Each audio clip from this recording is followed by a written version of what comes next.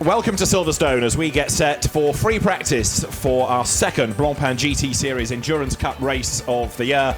So much for the weather forecast about it being bright and sunny, because what we have instead, I'm afraid to say, is a rather overcast day. We've had some spots of rain this morning, and the drivers are going to be venturing out shortly onto a circuit that is perhaps not going to be ideal for rapid lap times, but they have 1 hour to get themselves used to the circuit. They, apart from the bronze test yesterday, have no running at all, so it's the first opportunity for drivers and teams to get a feel for what Silverstone in 2017 is like. David Addison and John Watson trackside. It's another stellar entry, and as ever in the Blancpain GT Series Endurance Cup, John, we're looking forward to a great race at a superb circuit. Well, the Silverstone Grand Prix circuit doesn't get a lot better, especially if you're a driver. 5.8 kilometres, 3.6 miles, and every corner is a challenge, and what Silverstone offers up to any race driver in any category, be them young, old, or even me, is high-speed corners. A dying breed in racing. It's just a wonderful balance. And we're looking there just coming out of Luffield, watching cars now as they go on track coming down Hanger Straight. It's an absolutely bonkers entry. 55 cars this weekend.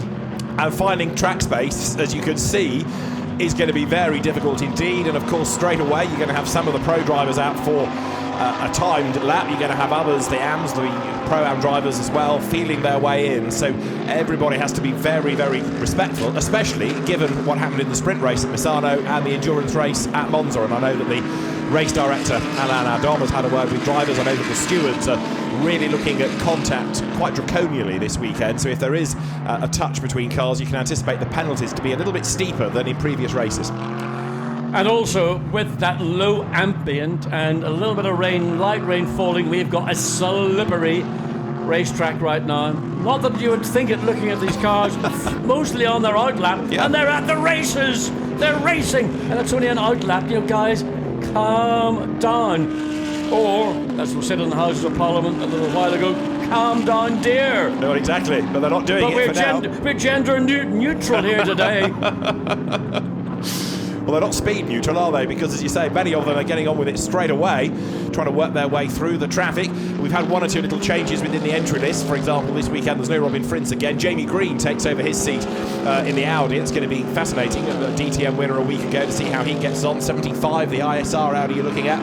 Frank Stippler, Philip Salaquada, Clement Schmidt, a car that's run well hitherto this season. Not everybody has gone out. 53 is another of those cars with a change of driver. If you watched Monza, you remember Andrea Bertolini was in that. Well, Rory Butcher takes over this weekend, the brother-in-law of Gordon Shedden. Hey up! I mean, he's from east north of the border, isn't he? He's Scottish. That's what I meant. Yeah. Knockhill owning family, the Butchers. And Rory, very quick driver. Number 8, Bentley, is the Suchek Soule Abril entry, and that hustles on now up towards Club Corner. Bentley with a point to prove after Monza, John, but also they had a pretty horrible time in the sprint races at Brands Hatch last week. It's been a difficult start to the 2017 season for the M Sport Bentley team. They've got a car, a potential race winning car everywhere they go. And at Brands Hatch 1 week ago, for some reason they couldn't quite get the car dialed in. Brands is a difficult racetrack to overtake on. It's just the nature of the circuit. At Silverstone, much more wide open spaces. And also because the layout of the racetrack, it does offer up, coming down Wellington Straight, for example, into Brookland. There are a variety of lines that you could take coming in this late apex corner, which offers up the chance to slide down the inside, try and make the position without making contact, and then the long right at Luffield, which then exits onto what used to be the corner of the circuit. That is Woodcote, still a big corner, still flat out in these GT3 cars, but not quite the challenge it used to be. That challenge is a little bit further around the circuit. Copse is a part of it. Now a much quicker corner. And then the run up into that sequence of corners called Beckett's, Maggots, and then back onto the Hanger Straight. Mega stuff. It remains a fabulous circuit, and it's the old pits, the heritage pits being used. So Copse is the first corner. We're not operating out of the wing this weekend. So it's the traditional look to Silverstone, as through the Beckett's S's goes Bentley number 8, which has got Maxime Soule at the wheel. Fort Pereira has offered up the lap time. Only one has done a flying lap thus far. But it's it's not all about times in this session, and of course many of them will be doing this on old tyres anyway, saving the good stuff for tomorrow's race. Yes, and also it's 3 drivers per car with the exception of the Aston Martin. Mostly 3 drivers per car, so they want to cycle the drivers. Now some drivers will have done the bronze test on Friday afternoon, so they will have familiarised themselves with the Silverstone Grand Prix circuit, but others will want to get out, maybe do a 3 to 4 lap run, come in, change drivers, go out and do the same, and then they can start to focus on whatever they want to do with the car. In these cooler conditions, tyre temperature, always the same old story, getting tyre temperatures, pressures, all the usual stuff that teams have to go through. It's their homework, but they're doing it in a session where everybody around them knows what's going on. We've also this weekend got the Blancpain GT Sports Club races for the bronze drivers, and Oliver Morley, who is taking part within this 3-hour race, has also put himself on the entry list to do those 2 races because it's extra track time. Ollie, a gentleman, driver. The same one, yeah, a gentleman in every sense of the word, but the point behind it being that yes, you've got the bronze test, but there's always the chance of interruptions if people go off, whereas if he does the sports club as well, he's got free practice, he's got qualifying, and he's got 2 races, so it's more track time. That's a lot of track time, and also, you know, the cars are fundamentally getting closer. The Gentlemen's Sporting Club was meant to be for year-old cars or older. Now we're seeing, and Jamie Green, welcome back, Jamie. He's taking the place of Robin Freyens in the 17 Audi.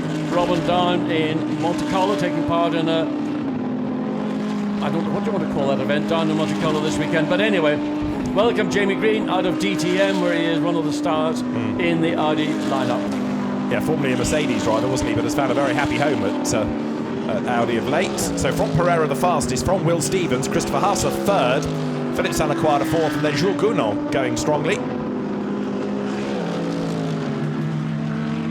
Coming through Luffield now is number 17, Jamie Green, playing himself into a very different field of Audi compared to the DTM car, and he bails for the pits. Yeah, there'll be probably a little bit less downforce, actually probably quite a lot less downforce in the GT3 Audi than there would be in the DTM A4, I think it is, that he would be racing. Just interesting, these track conditions are cool, but if you get a balance, you get heat, you can go very quickly, and right now that time from Hasse in the Audi, 2 minutes 1.8 is actually, considering we've only been running for just under 8 minutes, pretty good effort. There we see one of the 2 Jaguars, which were very impressive, a month or so ago at Monza. And had their first ever podium here, going back a couple of seasons in the Pro-Am categories they then ran. 114 is Jonathan Hershey at the wheel, and he's got number 8 Bentley tucked up behind him, Maxime Soulet. Not surprisingly, we're already having the warnings about track limits, and very wide goes the Jaguar. Jonathan Hershey being terrorised into that by Soulet behind him. Yeah, I mean, that's just unfortunate. Coming through Aintree Corner onto the Wellington Straight, easy to run by. You're permitted a fudge area in running 2 wheels off the racetrack. It's when you get all 4 wheels off the racetrack that then you get attention. That car, the 22 Nissan, one of the stars we thought at Monza, certainly in qualifying. In the race, Matt Perry sort of blotted his copybook with an aggressive move, and he suffered a severe penalty. He did. My view was maybe that he should have been just told to give the place back up, but Struan Moore behind the wheel right now of that 22 Nissan. That's the 23 system. That's the sister car to the one we've just seen, the 22 car. Now, Mirko Bortolotti has gone fastest. Remember, Lamborghini won at Monza. Lamborghini won the sprint races at Brands Hatch. So, at the moment, the Grata Racing team very much the top team. I mean, they've just been not untouchable, but they've done a superb job across the board with driving, with pit stops, with strategy. And Mirko Bortolotti, the man that I noticed, we had an onboard camera in his Lamborghini at Brands Hatch last weekend, he rarely blinks. Really? And actually I said that to him in the Parc Ferme, and he looked at me like, what do you mean? Suddenly the blinking was an overtime. But it was interesting that it just illustrated the depth of concentration and how different drivers deal with that concentration. Some do blink more than others, but in Mirko's case, it was once a minute, maybe once every 30 seconds. Okay, once 15 seconds, whatever. But in relative terms, not a great deal. There's the 23 Nissan as opposed to the almost identical 22 that we were following. But still, Mirko Bortolotti, 2 minutes 01.684. It's only 0.2 of a second up on the Hasse Audi. Nevertheless, they're continuing the momentum they've been building up since Monza. We've got Maxime Soulet doing absolute bests in the first sector. 23 is currently fifth fastest, Captain Masaccio, as it is Bortolotti from Haase, from Will Stevens from Font Pereira, the order at the moment. You're riding with Chio-san now, heading down towards Stoke Corner. Interestingly, for a minute ago, it was, as Chio-san has now gone quickest of all in the first sector. It actually was, up until literally 2 seconds ago, the number 8 Bentley of Maxime Soulet, who was quickest in sector 1. But this Nissan, and Nissan have sort of refined themselves. They're the two cars running nose to tail in effect. They've seemed to have found themselves. Matt Parry really did something I thought outstanding in qualifying in Monza. And it's almost as if it's been sort of an awakening for the 23 car. Yeah. They're not meant to be as quick as us. And Matt Simmons, who's the third driver in 22, with a season of racing under his belt, another of the PlayStation Academy winners, more confident, he's gained experience, so he's at a better place than he was 12 months ago. And the Nissans traditionally have gone well, at least in qualifying around here, as you ride on board again with 23 Captain Masaccio, good in sector 1, a bit down in sector 2, as you can see from the way the graphic displays it, and heading down towards Brooklands now, turning in. You see the readout just ahead of the driver, third gear. Holds third gear all the way out of Brooklands into Luffield, and then there's it's a kind of a double apex corner, but some people have one view of it that he's going to make his way into the pits as the sister. No, that's the 23, the car we were on, the 22, into the pit lane. So let's see what he does when he comes across the line. 2:02.0, which is... It's a better time, and it keeps him fifth, and that is off the road, and it's 35 BMW. That's going to be a yellow flag, I suspect, about the car retrieved. He looks like he might be on the access road around the back of the gravel trap. He's trying to get the car fired up. You saw a flick of flame coming from the exhaust system. It exits, and there he is. There's a Copse, isn't it? Yeah, they're down at Copse. So Christian Cronje is off the road, the Norwegian driver. Oh no, sorry, it's not Copse, it's Abbey. It's Abbey, yes. You see a pit wall and you instantly think it's the Heritage pit. So he's gone a long way off at Abbey, near the BRDC farm. Remember, I'm not sure it was in last year's Blancpain round or one of the races we've seen here, but in wet conditions, there is a bump in the middle of Abbey, and I think it might have been the Grand Prix, in fact.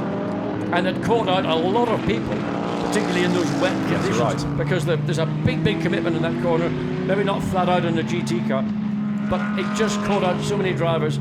Whether that was the case, the rain that had been falling looks as if it might be blowing through. The sky is beginning to brighten a little bit. Maybe there's a bit of a hint of blue, but there is the BMW. So there's a yellow flag in sector 2. The session is still continuing, but you must not go through that sector quicker than your best time previously. That's the Valkenhorst Motorsport car. Rover Racing is back, having missed Monza because of the VLN event, or the Nürburgring 24-hour qualification race. So you've got Rover Racing back, and of course with two good cars. So BMW in this race is going to be more of a factor. You've also got, of course, the car that won in Pro-Am at Monza, Ahmad Al-Hafi and Johnny Adam. Fastest lap of the race outright to Johnny. What was an amazing last stint. Stunning. I think everybody in the pit lane were in awe, because not only was he doing fastest lap upon fastest lap, but at the end of a race in a two-driver car, Johnny had the last stint. So it was Ahmed Al-Hahi did a brilliant job. Yeah. I call him the Iron Man of Blancpain GT3 because right. At Monza it was quite a warm weekend, and it's a tiring circuit. A lot of braking, a lot of lateral G's in some of the corners. So there is the Aston, still a great race car. And it was a great result for them as drivers of TF Sport that's taken over running the Oman Racing Team entry this year. Tom Ferrier's team. Ahmad Al-Hafi heads down towards Stoke Corner. It's the only Aston Martin on the grid. It's an older car in comparison with some, but it's still great to have it represented within the championship. And down through Vale goes 97 now, Johnny Adam and Ahmad Al-Hafi. It's Ahmad at the wheel, who started off in this country in Formula Renault, then had a spell in Carrera Cup, but goes very well in this car, enjoys his racing in the championship, comes out of club, past the wing, and on towards Abbey, which is where, as John was saying, there is that bump as you turn right. Yeah, it's just at a critical point in the corner. Yeah. But actually, in practice yesterday for the Super Trofeo, the Lamborghini event, one of the competitors came out of club ran the curb. It was a wet session, ran the curb, which is not the thing you want to do in wet conditions. Flicked the car right into that pit wall, did a significant amount of damage to the car. The driver was fine, but these curbs they're pretty flat. They're very inviting to take advantage of, but you have to be aware that in conditions which are changeable, or certainly when they get damp to wet, you don't want to run them because they will inevitably spin up the wheel that is on it, and that then will cause you a major issue. Hopefully not as severe as we saw with the Lamborghini. Now that is an example of, you can do that, that's legitimate because the inside wheels were still effectively on the racetrack. If you run all four off the racetrack, that will then get the attention of race director, and bearing in mind the shunts that we had initially at the first sprint race at Misano, then the first endurance race at Monza. There were a couple of issues in practice at Brands Hatch, usually individual drivers on their own. Nevertheless, it's just get the guys in and talk to them and point out to them that there are pitfalls, and if you continue to abuse some of the track limits, then you will get penalised. And Josh Cahill is on his last warning about track limits. Last warning, car 3 TL. So Josh Cahill, 36th fastest, is being warned about track limits. There is 89, which is the Daniele Perfetti, Ludovic Badet, Alex Fontana Mercedes, part of the ACA ASP squad. Again, coming out of Kopp's corner, an easy way to sort of maybe manage what might not have been your best line through the corner. You can run very wide, but the downside again of doing so is if you do it repeatedly, you will get penalised, as we see the second place AM Ferrari. And we're noticing fewer and fewer AMs in endurance. There's Alex Fontana. Yeah, I think the AM drivers now are being attracted to the less pressured environment of the GT Sports Club, aren't they? Yes, indeed. But they're not just doing it in year-old or 2-year-old cars. They're bringing you along. Absolutely, yeah. Whatever the latest turnkey model is from Mercedes or Ferrari or whichever brand you want to be associated with. Now there, Daniele Perfetti's car presses on. Who did we put behind the wheel of that? It was Fontana, wasn't it?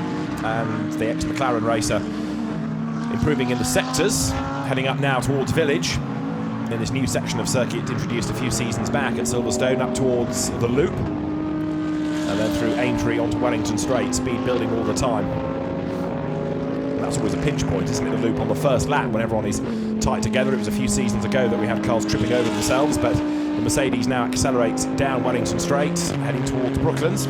Mirko Bortolotti, incidentally, remains the fastest within this session in Lamborghini 63. The car's in the pit lane, so you can anticipate a driver change now. We've not yet talked about McLaren, which struggled a bit at Monza in the first endurance race. Nick Leventis, incidentally, after his accident at Monza, not on the entry for the weekend. 42 has gained Oliver Webb and Alvaro Parent, so Craig Fleming also not here this weekend. So it's a very strong car, you've got to say. Oliver Webb, Alvaro Parent and Lewis Williamson. Yeah, just looking down, I think the lead McLaren is currently in 18th position. If I'm trying to read the timing and scoring, it's not particularly... Rob Bell's car. Yeah, Rob Bell's car, yeah.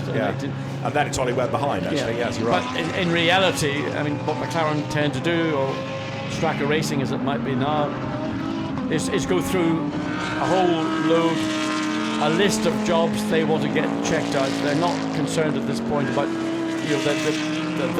the bandstand fastest overall lap time. They want to do the homework principally for what will come tomorrow, this 3-hour endurance race at Silverstone, starting at 2:45 in the afternoon, running up until 5:45 in the early evening.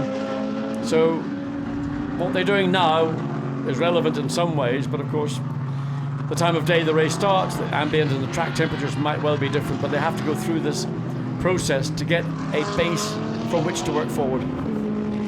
Car number 3 is being given a black flag. Remember I mentioned Josh Cahill was on his last warning. Well, he's still abusing track limits apparently, and so number 3 is being black flagged.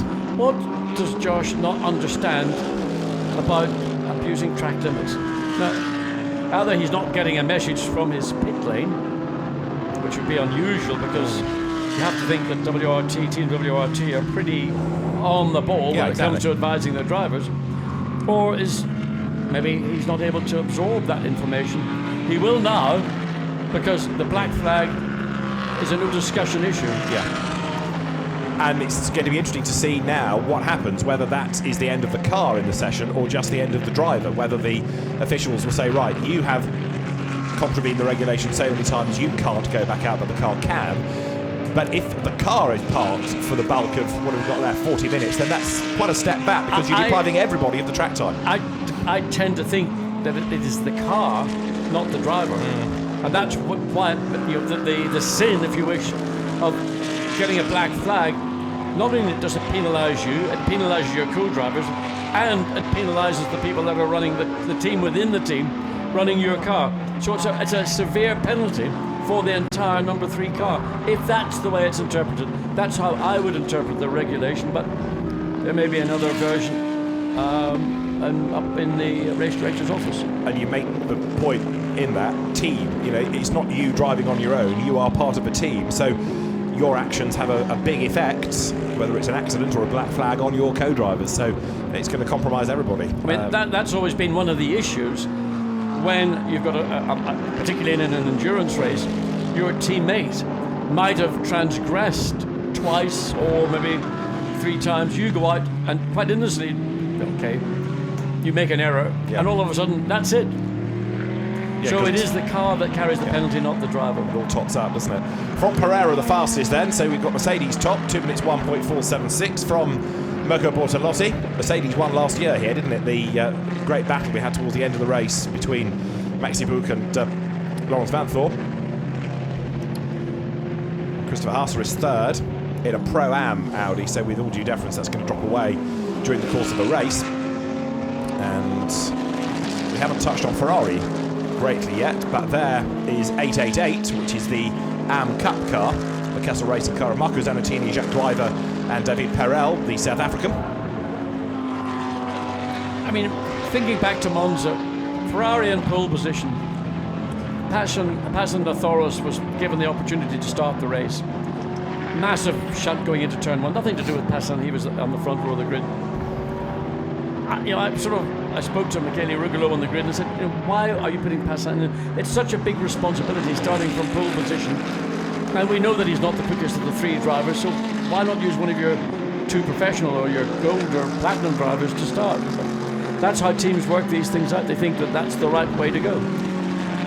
Interesting what might happen here, whether if they happen to be on pole position, whether they would follow that same principle. I mean, some teams will tell you that you will always have to put your fastest driver in at the end, because if there's a late race safety car, you can't afford not to have your faster driver there. Some teams believe as well that at the start of the race there is more chance of a safety car period, and therefore if there are laps under caution conditions, have your slower driver doing them rather than, if you like, wasting a quick driver. I think every argument has got its merits. Yeah. I think in the case of what the choice was in Monza, was Passan Thoros, I think, handed the car over to Michele Rugolo or whomever.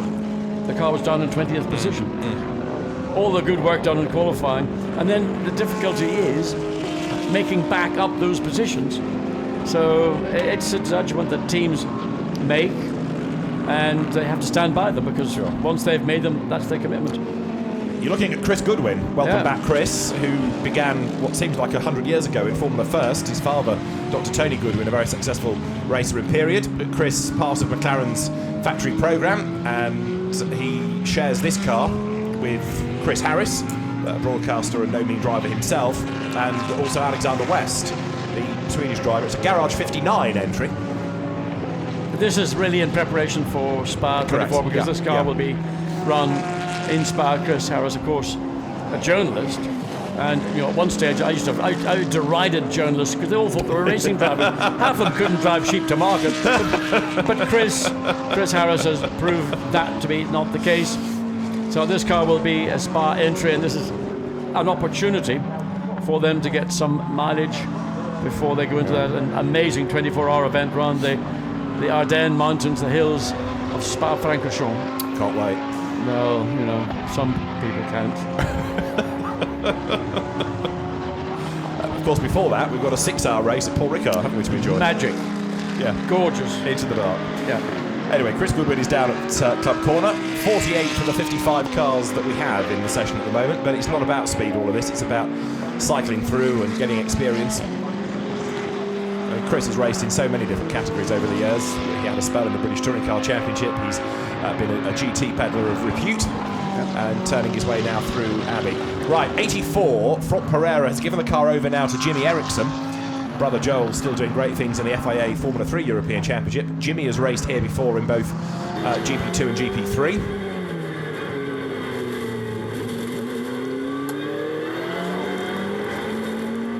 On board with Chris Goodwin in the McLaren, the 119 McLaren, so we're going to ride with I can't call Chris a racing driver literally. He's very much involved in the development of the McLaren range of products.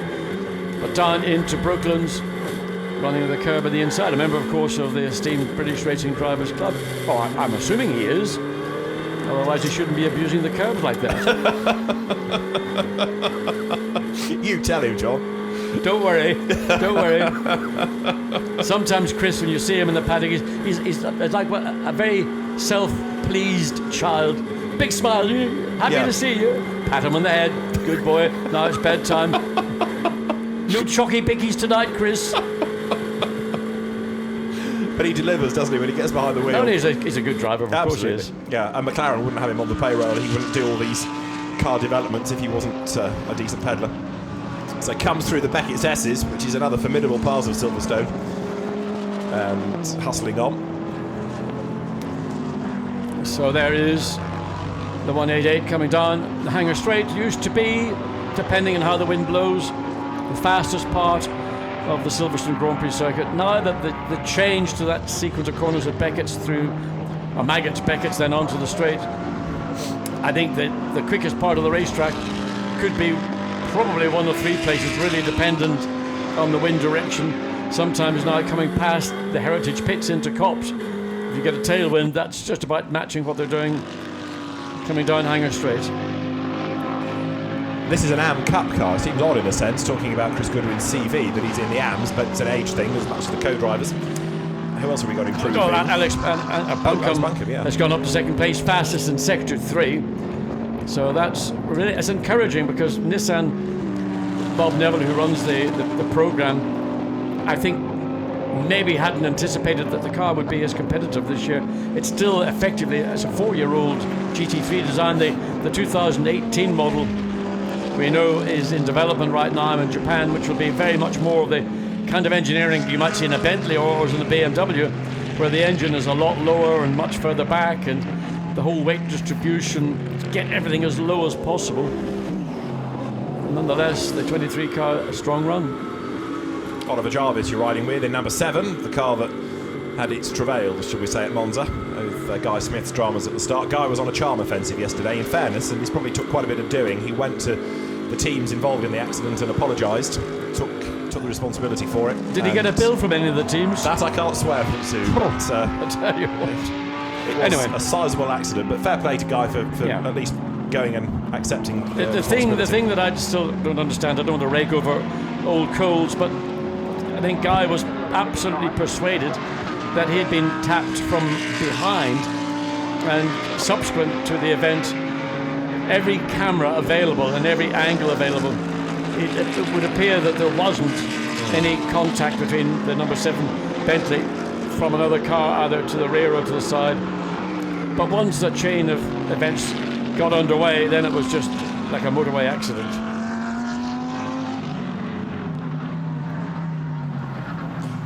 So we didn't see anything really in that race of Oliver Jarvis. He's here now and going strongly. He's got an LMP2 programme within the World Endurance Championship alongside his Bentley activities. But Oliver, I think, settling in, enjoying being a Bentley boy, and hopefully, because of course it was here that Bentley scored its first win, will be able to get a good result this weekend. I noticed a new commercial partner on the door of this number 7 Bentley. It's Bentley Birmingham.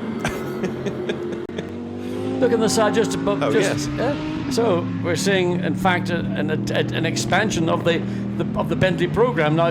Great, running very wide, coming out of Luffield, but great that the people that sell these products to the regular customers are getting involved, and I would imagine there'll be a significantly large contingent of customers from that branch of Bentley Motors maybe coming up to Silverstone for today, but certainly for tomorrow. You certainly see a lot of them on the road these days, so the whole motorsport ethos of winning on Sunday, selling on Monday seems to be helping. In fairness, it's difficult not to see it. They are still big old beasts, aren't they? Yeah, but it is, the beauty of this car is it's one of those extremely well engineered GT3 cars that belies its size. It is a great chassis, one of those cars that rides curbs very well. And if you think that the background to M Sports motorsport involvement has primarily been in rallying, one of the keys to a successful rally car is having a suspension that enables you to leap all over the place, but keep the car stable. So maybe they've transferred some of that information background into making the Bentley work extremely well, particularly where you have got legitimate use of a curb.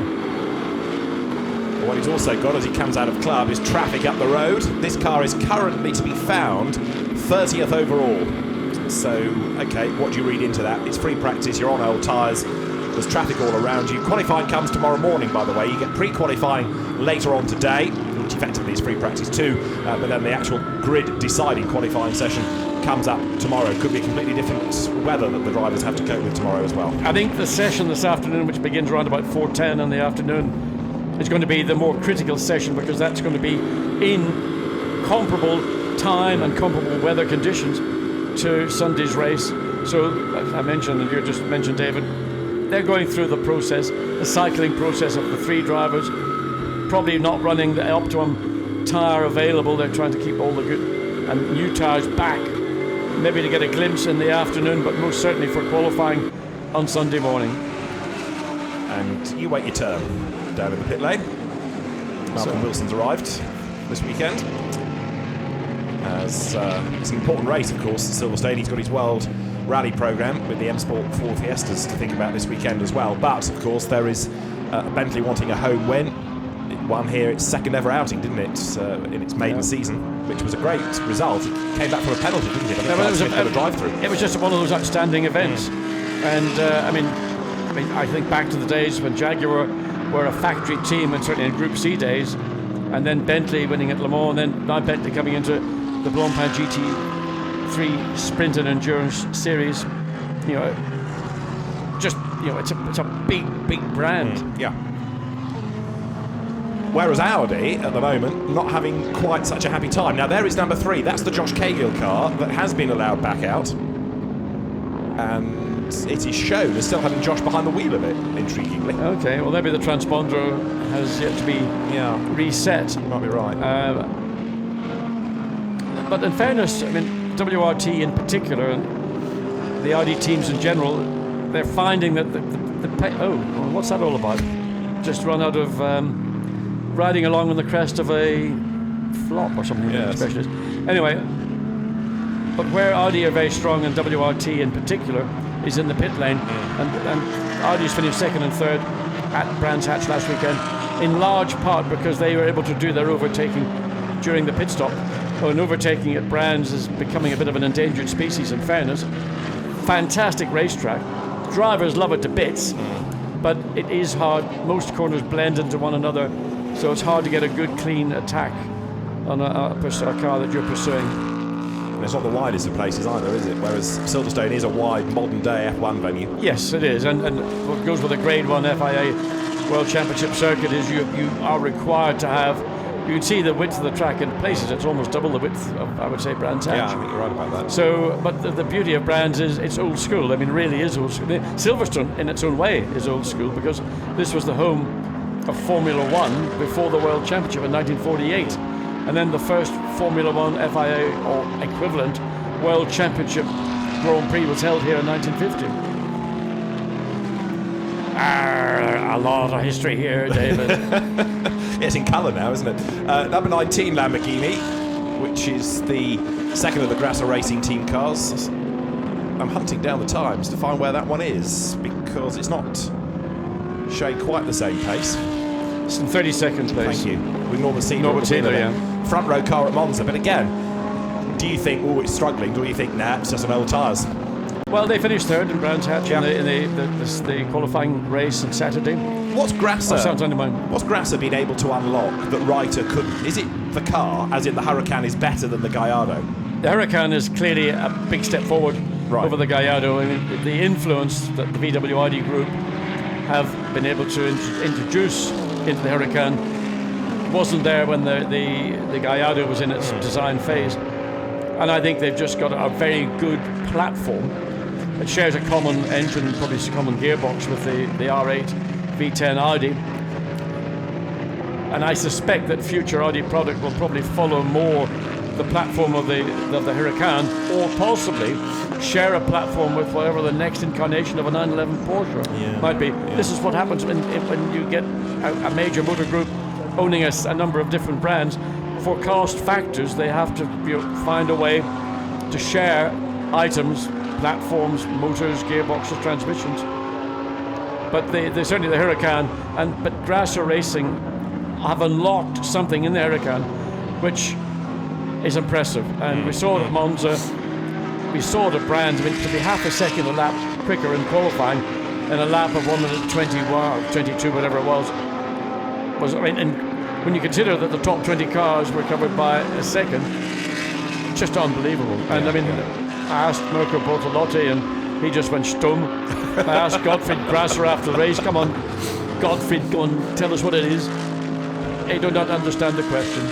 You know, they've found something. I think they've found how to unlock the 1 lap pace with this 2017 Pirelli tyre, which, as I described at Brands Hatch, is probably a more gradual rise in grip levels, a flatter performance peak and a more gradual decline. But the previous tyre had a sharper rise and a sharper decline. Okay. And I think they've found a way to switch that tyre on. Other people are suggesting that they've done something very clever, and that's sort of biasing the car.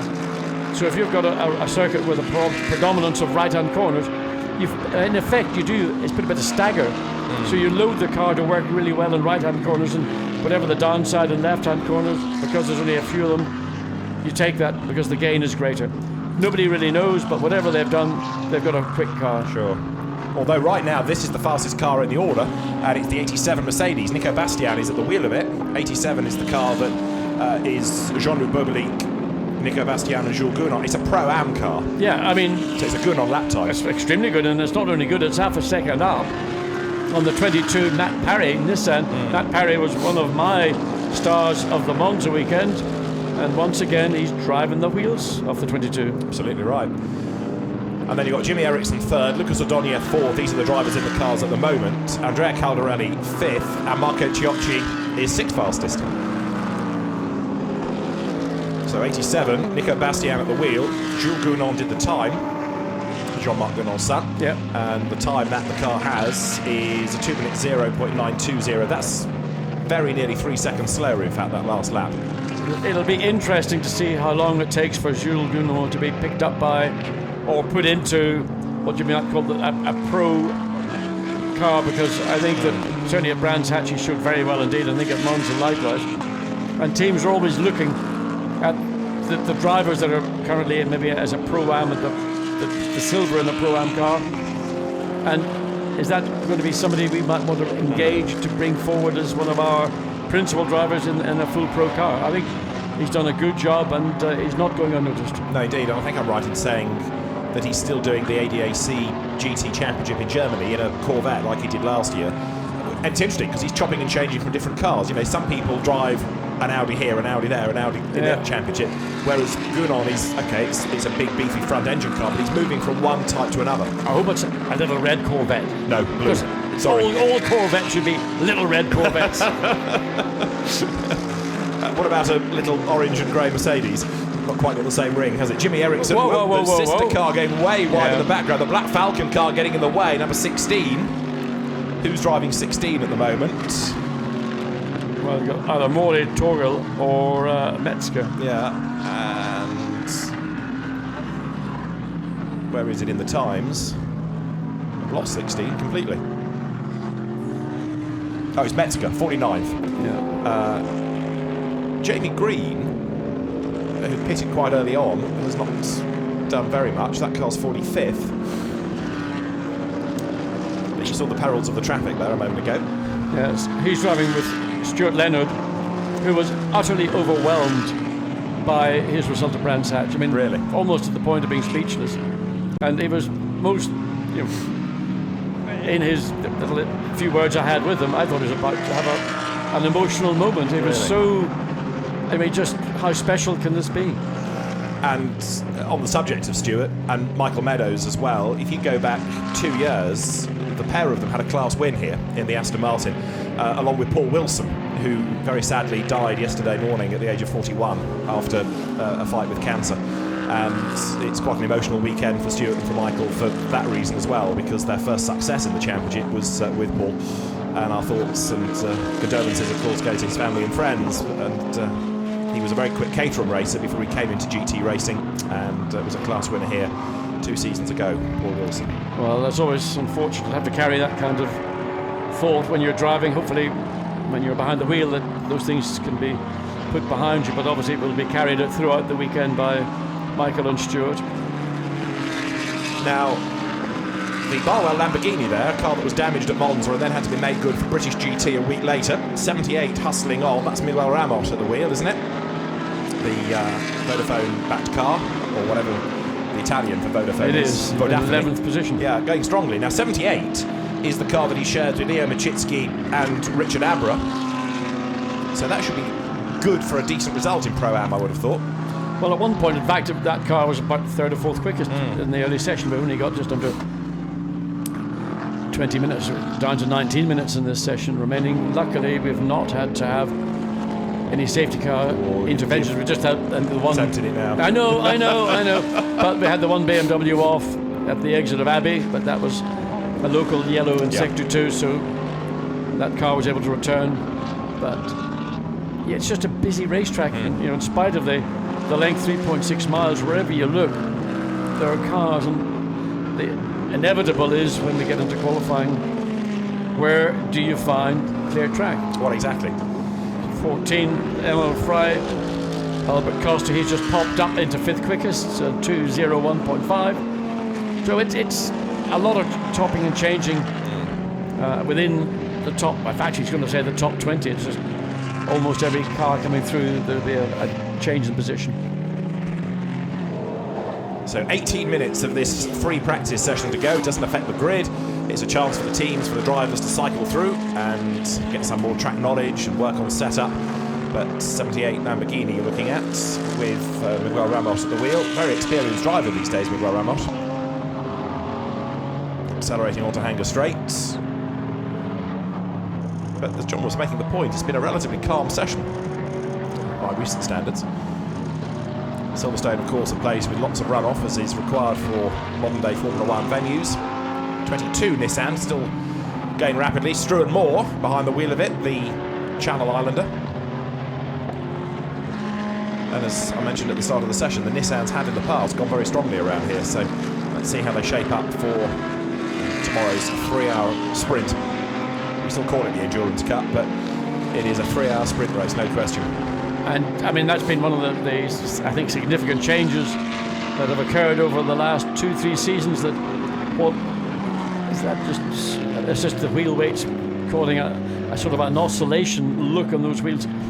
But it's the growth of endurance racing and the fact that many of the sprint drivers are now part of the endurance events as well. That we don't have endurance racing. We don't have the kind of thing where the gentleman driver or the talented AM can get in and enjoy his hour or whichever. You've got to be virtually not quite a professional driver, but certainly on the pace pretty much of the professional driver to be competitive. So Struan Moore trying to get some warmth into the Pirelli rubber there. We've just got Albert Costa's Jaguar up to second, the Emil Frey Racing Jaguar G3, number 14 second.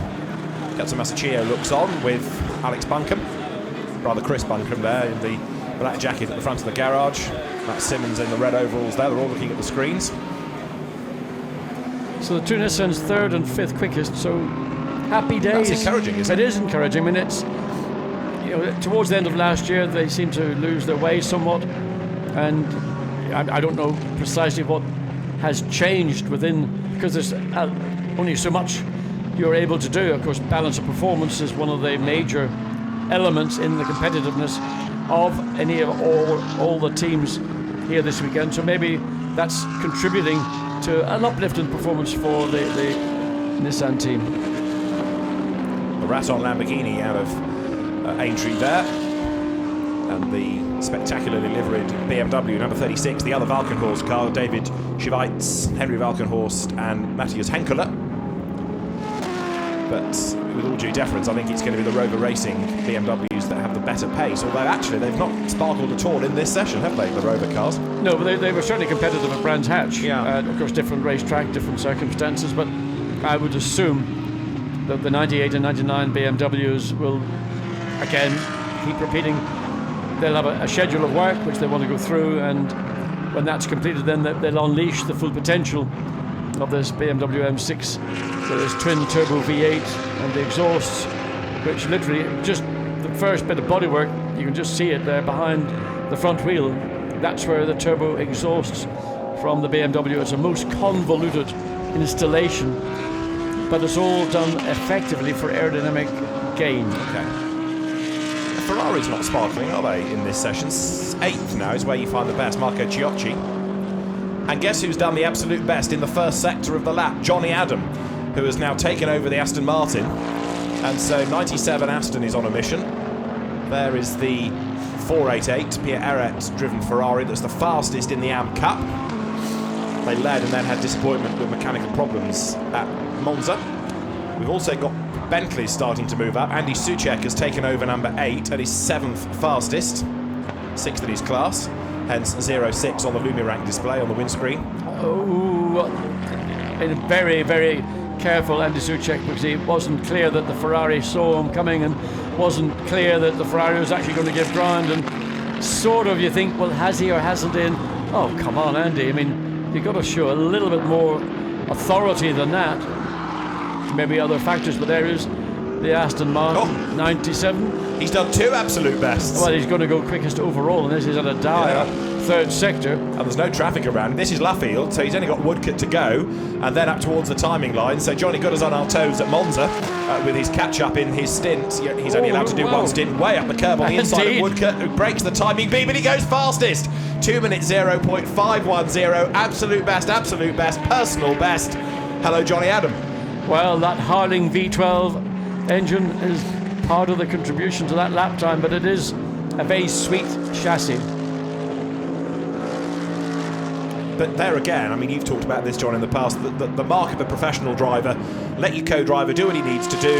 Right, Johnny, it's your turn. Okay, gets in, straps himself in, and does what he has to do. Go fastest. Yep, and I mean, he's been a stalwart of the brand for good. How many years has he been a part of the Aston Martin? Good 4 or 5, isn't it? A long time. Yeah. And again, preparation now in the hands of, is it Tom Farmer? Tom Ferrier. Yeah. I mean, stepped up, taken over the running of this car. Whether they've found more time or not, but certainly this car has been very impressive. And at Monza in particular, Johnny Adam was sensational. And again, going out 0.4 of a second quicker than everybody else. Just needs to be careful not to be seen to being too greedy with his use of the curb, but knows the circuit inside out, and as long as he's got tyre temperature and good grip, the times are going to be there. So if they do what they did at Monza, Ahmad Al-Hafi will do the first 2 stints. Johnny is only allowed to do 1 anyway, so you put him in at the end, because, as we mentioned earlier, if there is a safety car period, he can go charging up the order. And Ahmad Al-Hafi is actually, as the AM and the Pro-Am lineup, is a very competent and speedy AM, and is happy to do 2 hours. 2 hours at Monza, 2 hours at Silverstone. I don't know what's going to be the more demanding. Maybe the heat at Silverstone will not take so much out of you, but the G-forces at Silverstone are probably amongst the highest of any racetrack currently in use in the Blancpain GT sprint and endurance events. And coming through Woodcote, the run down into Copse on the brakes, but the turn through, the speed you carry at the apex of the corner, then allow the car to free on the exit, the climb uphill into Maggots, then Beckett's, then in the exit of Chapel, and it's this change of direction. I remember one famous British world champion who said the G-forces through those 3 corners was about 15 G. And nobody could work it out because he was adding up each corner. Yes. As a total. I mean, Everybody else was completely bamboozled by it, but it obviously made sense to him. A superhuman effort, hey, to do that. That was the point. I think we are superhuman efforts. Even if not with the arithmetic. That Lucas O'Donoghue getting on with the job. This is the 23 Nissan, 6th fastest. And he works his way over the timing line down towards Copse Corner now. Running on his own. Lucas O'Donoghue, another of this very, very successful long list of people that's come through the Nissan and Sony's PlayStation Academy contest. The couch to cockpits competition. And you're riding with him up towards the Beckett's S's. Turn right, turn left, 5th gear, drop to 4th. Gently with the power, down to 3rd. Yes, indeed. Interesting, he takes 3rd just to give the punch as he comes on through Chapel onto the straight, then up through the gears, 5th gear, and grabbing 6th just under the bridge. No, he holds 5th, he takes it late. So as the speed increases, then the aerodynamic drag begins to take its toll. Back to 3rd, clicks, short shifts into 4th, interestingly, to avoid spinning up the inside rear wheel. 5th, 4th, down to 2nd. And this is really just about being neat and tidy. Don't be overly aggressive. Watch the curb here on the outside. When that's slippery, that will catch you out then. Just try and make it a constant arc. Whoa, Lucas, we're not on GT Academy, Game Boy or whatever it is. We're doing it for rail. That's not nice. I don't think that'll be something you'll be doing too frequently without getting picked up. Yeah, I think he glanced the curve on the inside, didn't he? And that spat him across the road. But anyway, doesn't matter. No, it doesn't wrong. matter. It's a track limit drama. And Lucas O'Donoghue, I'm pretty sure as well, I could see a hand to acknowledge that he'd done wrong there. So he accepts wasn't the ideal line, won't do it again. Ooh, pressing on though, isn't he? Oh no, he's getting on with the programme. I mean, currently they are 6th place. So we've got 8 minutes and 45 seconds to go. Traffic ahead, so slightly frustrated this lap. Let's see what he was doing. Nothing that looked to be unique or special at the time. There's no greens for personal bests, no purples for fastest overall in that sector. His last lap was a 2:04, so traffic came into play. Let's see what this last lap is, 2:02.6. So that, it's about 0.9 of a second away from the car's overall quickest time. Well, there's the hero of the hour, Johnny Adam. And he has done for the moment, so he can now put Ahmed Al-Harfi back in, give him a bit more track time. How frustrating is it for an AM driver to let his pro go out in the car, do a run of 5 or 6 laps, slap it quickest overall, and then say, well, there are the keys. Yeah. As good as Ahmed Al-Harfi is, he's still not as quick as Johnny, and he doesn't pretend to be. All he wants to be is to be consistent and get as close. But nevertheless, that gap in times, maybe it's half a second a lap overall, it's like half a day. Yeah, indeed. But that maiden class win, great result for them both. And Ahmad, who's a real star back home. Go on. 59. Oh. Who's it driven by? Can't quite read it on the timing and scoring. Is that W-A-T? It might well be. From where? Northern Ireland. Andrew Watson has gone up to 8th fastest, number 59. Yep, the Northern Irish driver putting himself as the best of the McLarens, isn't he? I was going to say quickest of the McLarens so far. Where's he from? Dungannon. That's just on the left, isn't it? In the middle, south of the biggest eel fishery in Europe. Oh, we all knew that. But smoked eel is delicious. Horseradish sauce, a little bit of lemon juice, a bit of black pepper, and some lovely wholemeal bread. Truly a meal for kings. Gourmets. Right. Well, he'll be the quickest of the McLarens then, Andrew Watson. Wow. So you're on form today. 8th fastest. And he's not slacking off, is he? He's still pushing. Andrew, who came out of Ginetta Racing, and a very unassuming character, good guy, and a very quick racing driver. Yeah, interestingly, looking at the 99 BMW, it's suddenly leapt up to 4th place. Philip Eng at the wheel, I would suggest. Is that a car with a problem? Number 90, yes. It's got a puncture, I think. It's low on one side. Number 90 is Michael Meadows, Edo Mortara, Raffaele Marciello. That really you would expect right front to be looks like it's at the front. Yeah, no. It's Marciello at the wheel of it. Whether that again is the consequence of The racetracks these days are almost a hazard zone because there's so much carbon fibre gets scattered around through incidents, people dragging it back onto the racetrack, having maybe been off track, cuts the tyre down so quickly, so it's almost half the distance back to the circuit, back to the pit lane. So Raffaele Marcello, can't even pronounce his name now. Very, very, again, another real asset to this ASA ACA team. There it is, there's the flat front right. So he's nursing it back to the pit lane. But really his session is over, I think, because by the time he's got there and they've changed it, there'll be so little time left. He's going at as good a pace as he can without making more damage. So the 19 Lamborghini, just looking to see where that is. Timing and scoring doesn't appear to be... Sorry, 19. Was it the 19 Lamborghini, the green? Yeah, 30th, that one. Indeed it is, yes. With Ezequiel Perez Companc now behind the wheel. And he did an outstanding job at Brands Hatch, managing to keep the entire field behind him. And the 63 Lamborghini just sprinted into the distance. He was the cork in the bottle, though, yeah. I mean, he was doing quite rightly his job. 98 BMW through the sister Rover car. There is 99 Philippe Eng, Carrera Cup champion a few seasons back for a number of seasons, and then finally being picked up, not by Porsche, but by BMW to come into their GT program. And he's at the Beckett Testes at the moment. He'll get at least one more lap out of the session at the end of this, as into the pit lane comes Raffaele Marciello. Oh, look at the steam coming off that. Yeah. Oh, yes, inside. Wow, look at that. I've never seen that before. A rim that split the rim. Yeah. And that's unusual. I don't know why that would have occurred.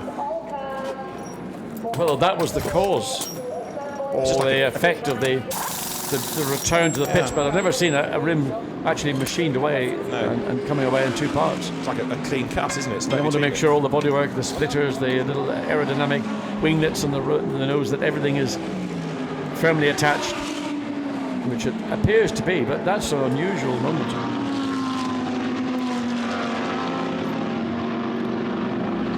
So 99, Philippe Eng pressing on, but I don't think he's going to go any quicker, in fairness. He's not looking likely so to do in the sectors. And he's making his way now. Whoops, getting all crossed up towards Village. Yeah, a little bit late in the brakes. Back end started to come around. Caught the slide well, didn't he? Yeah, he did, yes. Then all the way back through the loop, through Aintree corner. Again, runs pretty wide, but on to Wellington Straight. 2 minutes and 40 seconds remaining in time for this lap, and one more lap, and that will be pretty much the end of the day for the 99. In fact, I think he's coming in, unless he's deciding just to line it up and have another go because of that slip. I think he's doing that. Decided to abandon that particular lap. He knew that he'd lost time, so no point pursuing it, and also catching up to the back of McLaren, now the Audi as well. So one or two teams staying out to the very end, one or two heading for the pit lane, as you look at 333, which is the Rinaldi Racing Ferrari in the hands of Renat Salikov, Alexander Matschul and Daniel Kalvitz. 63 just ahead of it. So that dropped down now to 8th place. Andrea Calderani at the wheel of the Lamborghini. They might just squeeze through this pair onto another lap. Now, who has got the driving duties in 333 at the moment?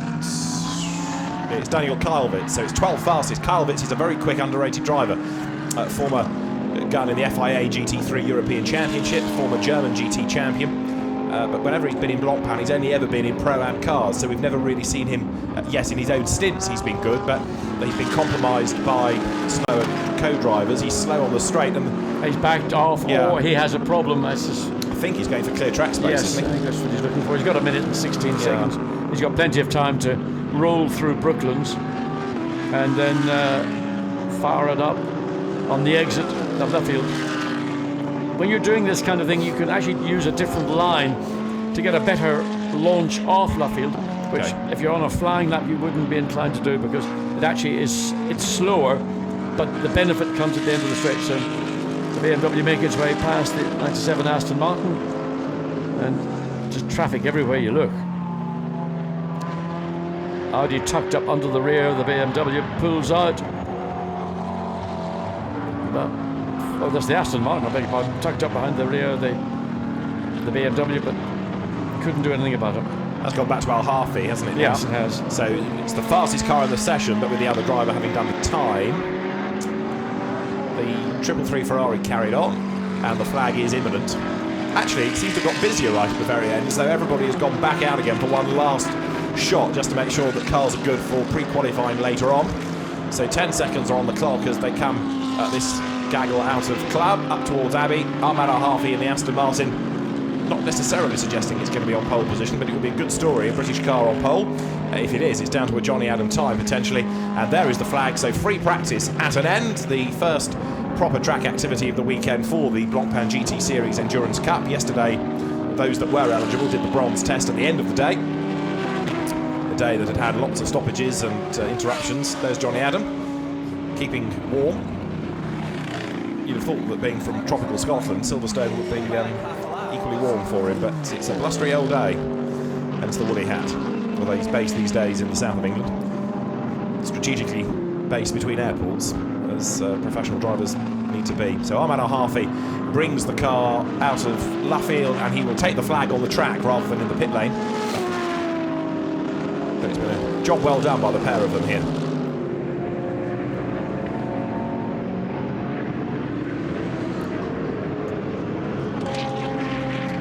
So Aston Martin fastest, second fastest was another of the Pro-Am cars, interestingly, the Jean-Luc Bourbelik, Nico Bastien, Jules Gounon Mercedes.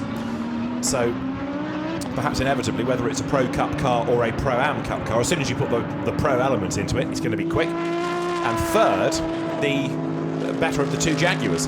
Number 14 with Laurence Frey doing the last laps in the car. Fourth BMW, Philippe Eng.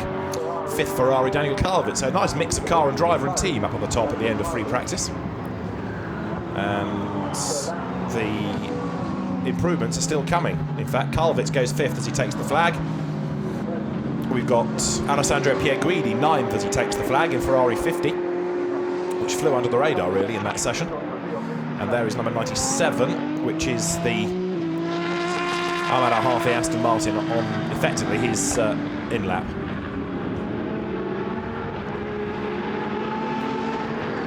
So a relatively quiet session, much to talk about, much to enjoy, and happily, given recent events, no damage for people. Puncture here, a spin there, but largely no real problems for the teams. So they go into pre-qualifying later on today, and then qualifying in a 3-hour sprint tomorrow. So Aston Martin makes its way onto the Wellington Straight. Session concluded. Nice to come in at a reasonable pace, so it gives the tyre engineers a chance to get an indication of what tyre temperatures are doing. Often when a session is finished, drivers use the opportunity to catch their breath, and I mean that literally. The worst thing you can do is come into the pits panting like a racehorse after doing the Grand National. Indicates your fitness levels may not be quite up to snuff.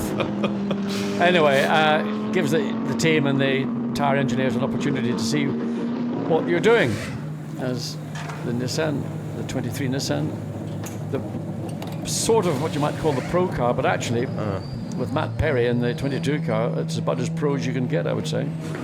We also touched on this at Monza. It's one of the older cars. Yes, the Aston Martin has been around for a long time, but that Nissan has quite a long lineage, doesn't it? It goes back many a season. It does. And how do you make a car of that age competitive? Well, the obvious way, really, is to adjust a balance of performance to give them an advantage to offset some of the fact that the car hasn't reached the elevated technological heights of some of the competition. Sure.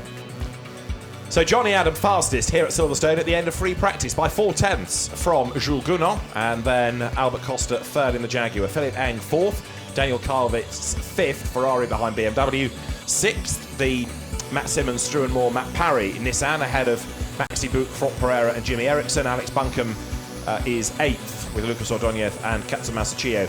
Now, how much you read into free practice is up to you, really. They're on old tyres, they're not necessarily going for a time, they're working on setup, they're getting drivers cycle through. So it's an interesting order, picking out 1 or 2 cars that you might have anticipated to go better. 18th, Lucas Stoltz, Adam Christodoulou and Jelmer Berman, for example. Have a look down and you find the 32nd, the second of the Jaguars. So big disparity between the positioning and the classification for those 2 cars. Rory Butcher's Ferrari ending up 29th, not a car he knows that well, so he'll be keen to do more mileage in that over the course of pre-qualifying later on. Alvaro Parent, Lewis Williamson, Ollie Webb down 36th fastest. The sister Rover car, Bruno Spengler, the DTM champion, Marcus Palteler and Jesse Krohn, that's only 37th, ahead of Sam Tordoff that is, Johnny Kane and David Fumanelli, and Rob Bell and Cohen Edgar, last year's endurance champions, but 40th with Ben Barnicoat for company. So there's an awful lot. And look, 2 WRT cars way down. Quite a few teams, I think, that will be eager to find some more pace when we get to pre-qualifying later on. So that's the order at the end of the free practice session. And let's have a quick look at some of the best bits of an hour of free practice here as the cars ventured out onto the circuit. Everybody busy straight away looking for clear bits of track space. Some found it easier than others. The Barwell Lamborghinis pressed on, so also the Rover Racing BMWs with 98 in the end, not having quite the same pace as the sister 99 car that was up the order. 22, which is the Moore Simmons Parry. Nissan was okay, Mercedes in strife, and also BMW in strife down at the bottom of Vale. Number 2, Audi. Stefan Rochelmi, Nathaniel Betton and Benoit Trellier never really got going, it seems. 35 was a car that ended up in the gravel. Christian Cronjes went off the road. And 87 was quit when Jules Gounon was behind the wheel. That car getting up to briefly fastest, but then ending up second. Plenty of variety on this grid, more BMWs, but in the end it was the sole Aston Martin, Johnny Adam, installed for a handful of laps that went fastest, and a 0.4 of a second margin, putting Johnny Adam quicker than everybody else at the end of the session. So next, we turn our attention to pre-qualifying, and that is going to be on track here at Silverstone at round about 15:50. We'll see you then from John and from me, David Addison. Bye for now.